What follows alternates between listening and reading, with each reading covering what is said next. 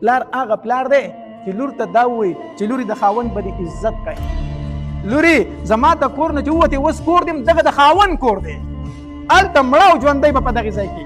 او لورې هلته زما بې عزتي مه کوه، ځکه چې ته خاوند له جوابونه ورکنه خلک به وایي چې د پلانکي لور چې ده نو ډېره بېادبه ده. زما نوم به هلته به بېادبه یادېږي. لور ته واز وکړه، نصیحت وکړه، د خاوند ادب کوه، د خاوند احترام کوه، د خاوند عزت کوه. هسې نه چې خلک بار دا خبرې کوي چې د پلانکي لور جبوره ده. زما نوم چېرته بار په دې الفاظو یاد نشي. پلار له دا پکار دي چې لور ته څه وکړي؟ نصیحت وکړي. داسې پلار صحیح چې لور یې ورته خبره وکړي، دی ورته وایي راځه ستا د پلار کره ډوډۍ ډېره ده، وایي راځه ستا د پلار کره ډوډۍ ډېره ده، ستا د پلار کره ډوډۍ ډېره ده چې راولي ځان کره یې مروره کښېنئ. نو د هغې کور یې وران کړو، قرآن یې نه کړو، دا یې کور یې وران کړو.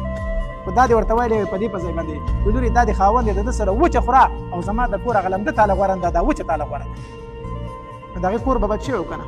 نو دی ورته وایي ستا د پلار کره ډوډۍ ډېره ده، زه په تا باندې بوج نه یم، وایي راځه زموږ کره په لور باندې څه وران کړي؟ کور وران. نو پلار له پکار دی چې لور ته څه کوي؟